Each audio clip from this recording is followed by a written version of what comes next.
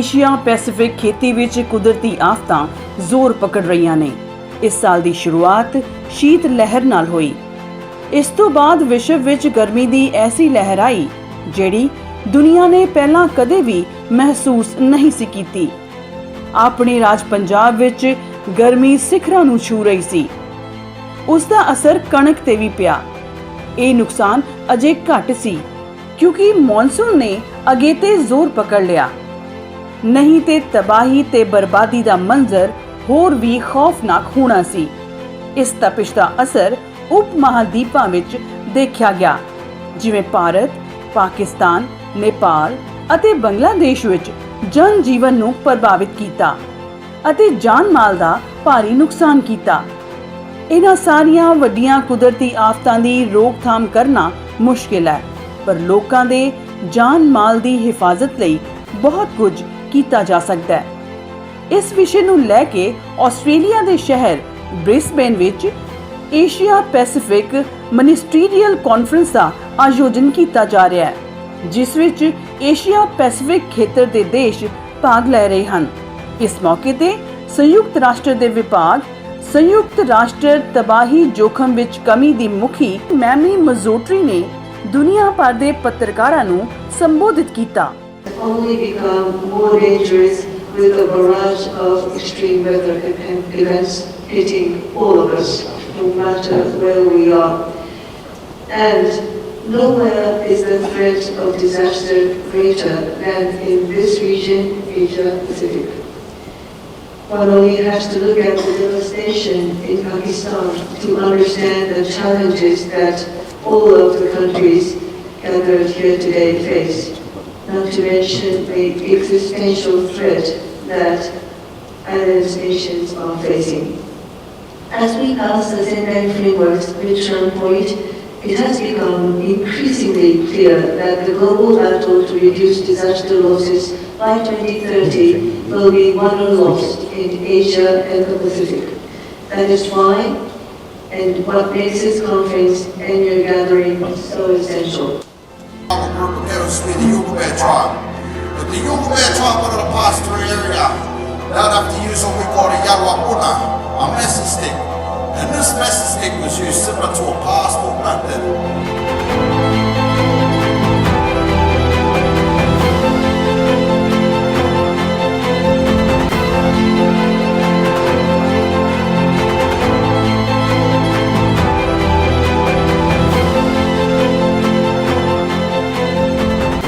Talking about the disaster waste management plans and the importance of it, can you just sort of like summarize why it is important? Like many countries don't have these disaster waste management plans in place. Why is it an important issue at the moment? Okay. As I think it's common knowledge that Pacific is very vulnerable to natural disaster, and with these disasters, it is often associated with the generation of different types of waste and a large volume of it as well, ranging from solid waste to to hazardous materials such as asbestos-containing materials, healthcare waste, and e-waste. Now, these waste, especially those with hazardous component, have the ability to impact local food sources and also the health and safety of local communities. For us at SPREP, that is where our concerns lies, and why we think that we want to step up our assistance to Pacific Island countries in managing waste from disaster, because with a large volume it also places a pressure on our waste management infrastructure. It takes up critical landfill space that we do not have in the Pacific, in the islands.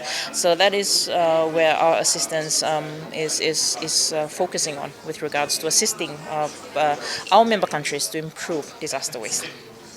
Great. So, what are some challenges or gaps that you are identifying? And I mean, the media is also an important part, like in terms of raising awareness, I guess, and making it an issue. So, what are some of the challenges that you see, maybe on the one hand on the national level and then on the implementation down the line? Okay. With the national level, I think the main challenge would be the the responsibility of implementing it. Again, with any disaster response, the first priority should be placed on health and safety of communities, and that's where our disaster waste management interventions also include community, because we think they play a critical role in assisting national governments improve the management of waste. Second, for us, key is partnership. Disaster waste management does not always have to be the responsibility of national governments, but there's opportunity to partner up with private sectors and local industries to help elevate some of those burdens and ensure that disaster response work is holistic, not only focusing on building back infrastructures, but also improving waste management for the countries. Welcome, Mr. Puji Pujiano from Indonesia. Thank you. The disaster risk reduction is becoming a challenge day by day. And what is the call for action from the civil societies? Where they should look to? Right. The call for action for civil society anchored in three things. One, with the pandemics almost behind us, now dawn a new challenges. These new challenges will have to capitalize on the gain that we achieve and advance throughout our response to the pandemic. Whether opening for civil society, where there is a social assistance program, there is acceleration of digital inclusion and so on. We need to capitalize on that to move forward towards the more resilient societies and communities in the Asia Pacific. Number two, the nature of the risks have shifted tremendously now. Not only we deal with natural disasters, but now we deal with technology, we deal with the over-exploration of natural resources and the pandemic, and now we have the zoonotic risk. So it's very complex. So we need to adopt this more comprehensive understanding of risk that is centered on the people. And the third one, the civil society has tremendous potential to offer as part of a solution. So we are here organizing ourselves in the Asia Pacific, and we would like to work with the ministers, with the government at the Asia Pacific level, so that we can talk about issues, find solutions together, critique one another if need be as counterparts, and try to find the way forward in real action through respect to culture and localities towards people-centered and sustainable resilience. Asia Pacific is becoming a most vulnerable region now, as globally we see. And it is also now, linkages of the climate change is very, very obvious Yes. now. Obvious now. In this context, when we talk about the Global South leadership, Yes. so what exactly do we mean? Right. I think there are two things. One is clearly Asia Pacific. It's hold about 70% of people in the world. And this is the hotbed of disaster risk because of its configuration, socioeconomic, politics, topographical, geological, you name it. This is the hotbed of disaster risk. But at the same time, it's also the source of solution. Let's not forget that, right? But one issue, number two, is that Asia Pacific is an idea, it's a construct. It doesn't have a clear people as an Asia Pacific people, It's so diverse that we cannot call ourselves yet as a family. So the civil society this time call upon ourselves among civil society and the government to start building the image of Asia Pacific into reality, into a constituent, into an entity that speaks as one. And thus we can mobilize our potential as one energy towards resilience. Welcome, Mr. Suraj Koiraila from Thank you. Nepal. Thank you. We were just discussing about the call for action for the civil societies and how I think the civil societies really have a great role to contribute to the action plan of the government as well. And you belong from a sector which is very less being taken care of, and that is about the mental health. But after disaster management with the communities, with the societies.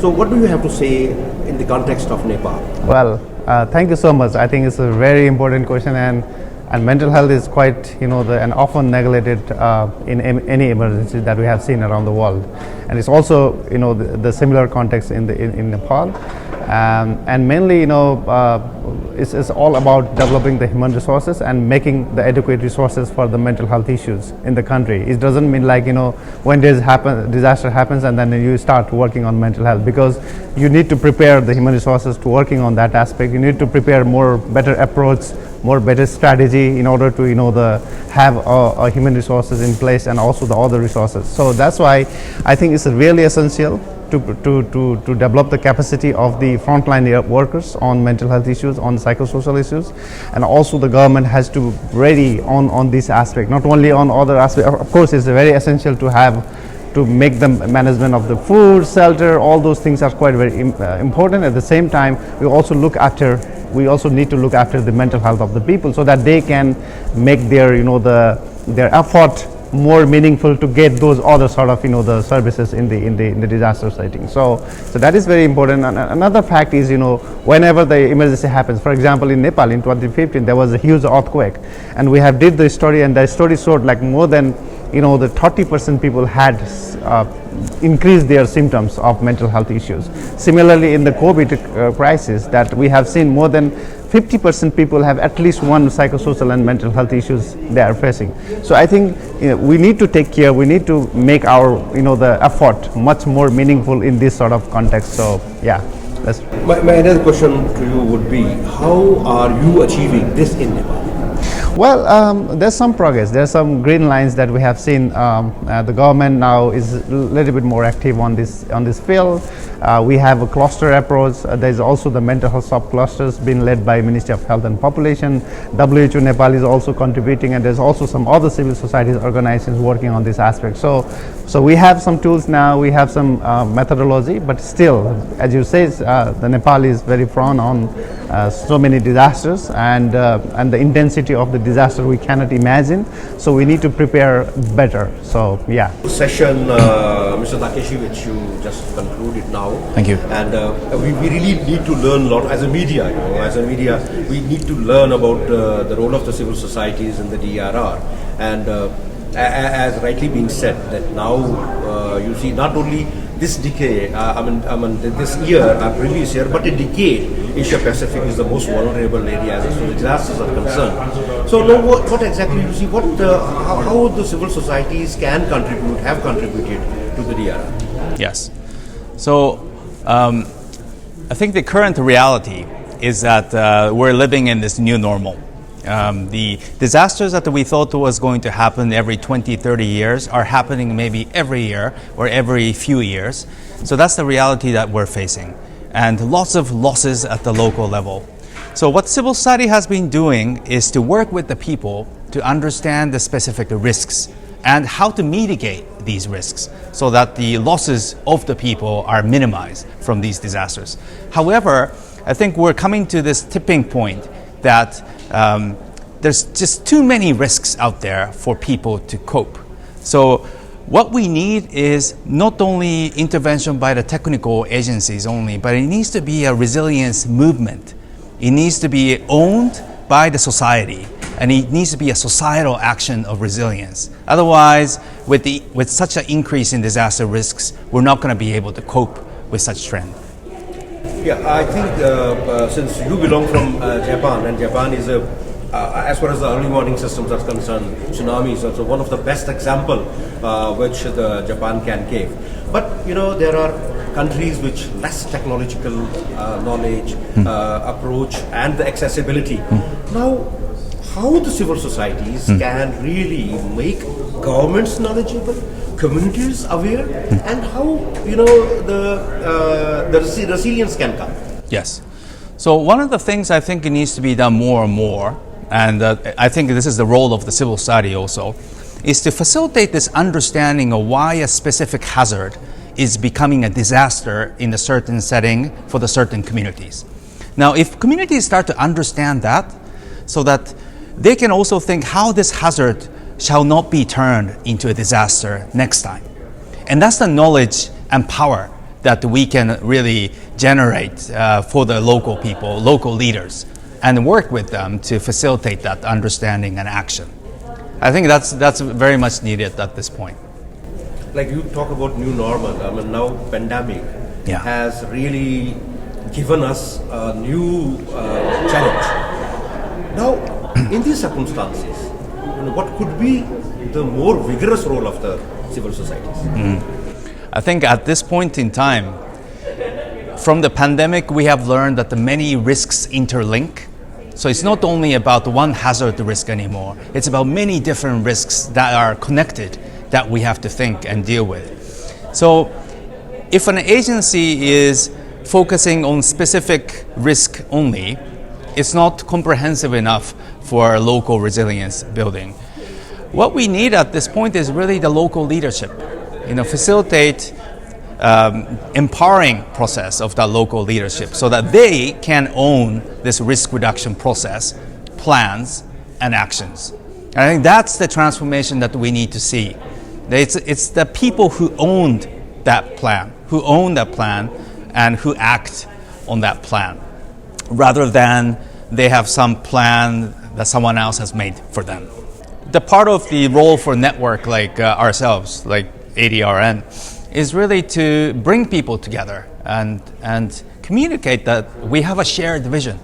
We have something common that we work for.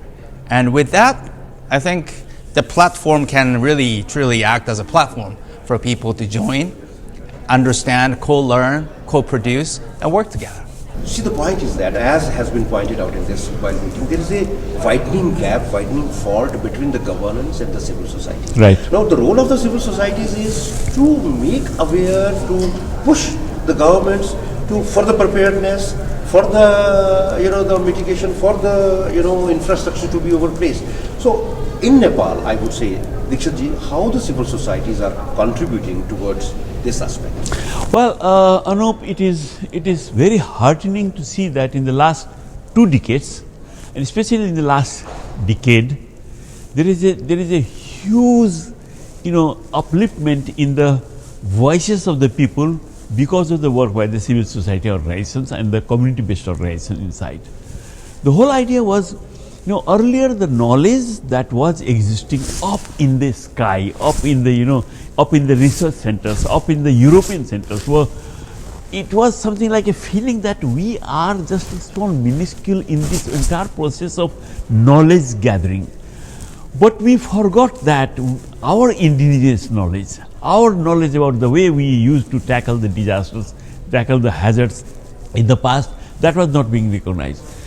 Thanks to the civil society organizations, thanks to the government efforts also, there is a big possibility of, and demonstration of doing things. For example, I will tell you one thing.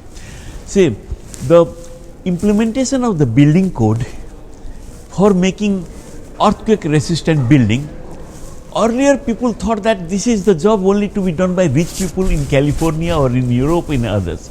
But in the last 4 or 5 years, or see, in Nepal, in more than 100 municipalities, the buildings that are being constructed, they are more than 80% of their compliance to the building code. It's amazing. Nobody would thought that.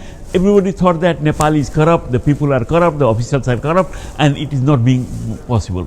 But then, this linking science to the people, that has worked wonderfully in Nepal, in South Asia, in India also. India is a big country, I cannot talk much about India, but then, the earthquake, after the earthquake in Gujarat, wonder has been done.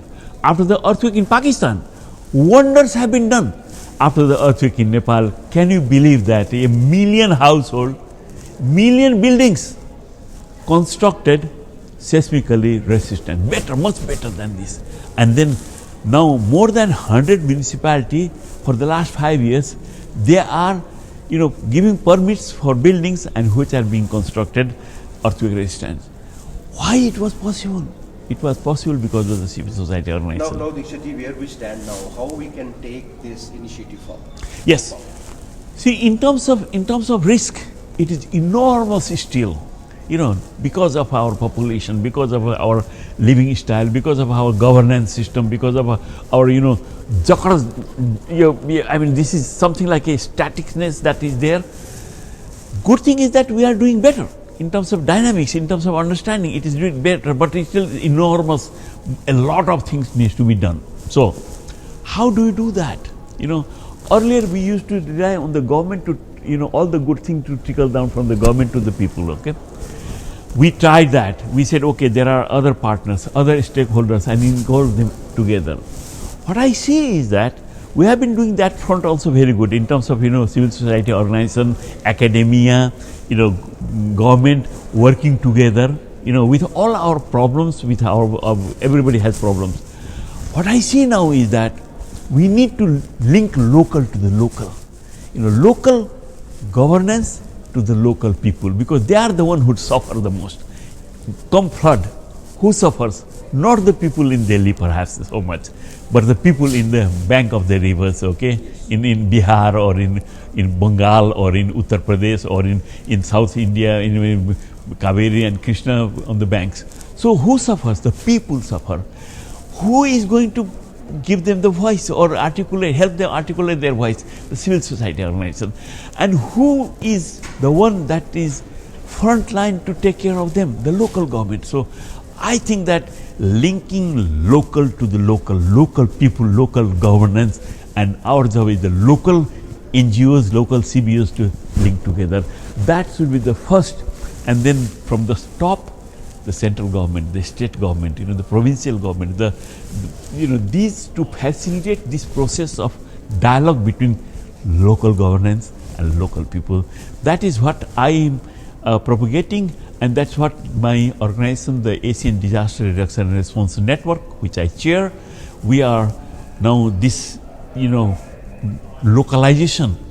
Not only in terms of action, but also in terms of planning, in terms of financing, in terms of helping working with the local governance and local people, linking them together, bringing science to the doorstep of the people, to the doorstep of the local government. That's what we are all about. Rameshji, we just now, there is a session also about linking science, and just now, while talking about the role of civil societies, I think it's very, very important that the knowledge, the scientific knowledge, which is ever increasing, which is ever getting modern, how it could be linked to reduce the disasters and the mitigation to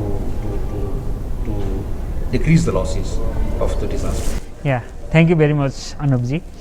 There are basically two aspects that the civil societies mostly work. One is linking the policy to the community. If they are already building codes or other policies, then they help implement that to the city or the communities, demonstrate that. That has been wonderful work going on that aspect. But at the same time, there has been wonderful research at the universities. They do it, but it is not reaching to the community for the benefit and the safety or the resilience of the community itself. So the civil societies has another very important job, how we can link that the academic research to the communities for the betterment of the community to enhance the resilience. So there are some of the models that my organization from National Society for Earthquake Technology Nepal ANCET is doing in terms of linking those science to the community, and I have some of the models that I can demonstrate today. For example, this is a very simple model. For the different type of the soil or the different ground conditions, different types of the buildings get affected differently during earthquake. If there is a the valley or plain area with a very large thickness of the soil or the geotechnical condition, then the high-rise buildings get impacted more. For example, the ground shakes very slowly. You see it. If it's moved very slowly, the tall building moves a lot, and then those tall buildings get damaged. But at the same time, if it is a mountain and then steep soil, then the ground shakes very fast. So you can see here what happens if it moves very fast.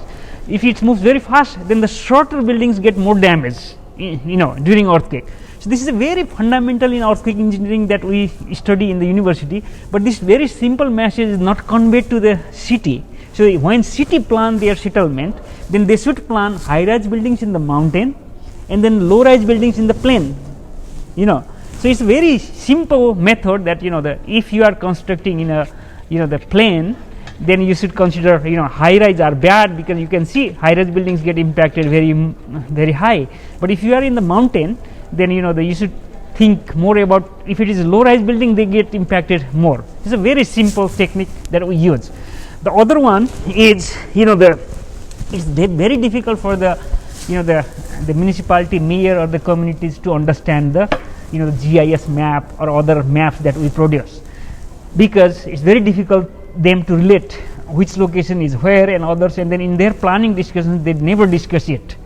But if we prepare the very simple 3D model like this one, it's just the timber, you know, the timber board, and it is cut by the 3D machine, just by a carpenter, you know, with some addition and some help from the engineers in terms of preparing the, you know, digital elevation model and others, you know, people can relate their locations very easily, and then when they discuss which area is, you know, the prone to the landslide or the flood and others, it's very easy for them. Okay, we should avoid the road going from this or the pipeline going from this. So in our municipalities in Nepal, they have, you know, a 2 meter by 3 meter type of the, you know, a map of the city. It's a 3D topography where they can look at every rivers, you know, the roads and others, and then when they discuss their planning in terms of the development, they use this model. It's very simple, you know. It's not our invention to cut the, you know, 3D model. Our invention is just to using that system already available for the discussions, engaging communities and others. So these are two of the models that we use, but at the same time we have, NCET has many models of, you know, shaking table demonstration. For example, we have the shaking table platform. We construct one building earthquake resistant, the other one is not earthquake resistant. We ask the community to shake that building similar to this one, and they see it, which one survived, which is not, and then what are the very small improvements on that. That's another model that we use. We could not bring it here in the, you know, this conference, but we do have that in different communities, including in India. We did that demonstration in Gujarat after 2001 earthquake. We did that in, you know, Himachal, in, you know, in Kangra also we did that, in different countries. We have done that for more than 17 countries in Asia and Pacific. It's very useful even for the, you know, the professors, you know, are interested to see it. That is not for the research purpose from our side. It is for the public, you know, communications, to communicate with the, you know, the local stakeholders. But it's very helpful. Similar model we do have for the landslide also, because the physical models are very easy to understand. You know, people can see it, people can touch it and then feel it, and then, you know, to convey this message theoretically, it requires several hours. Yes. But in 1 minute we can communicate it very easily. So the importance of, you know, linking science and technology are very important for civil societies, and for all the civil societies we can do it. It's a very simple way, and we can prepare such models, and then we can communicate better to everyone. Thank you very much.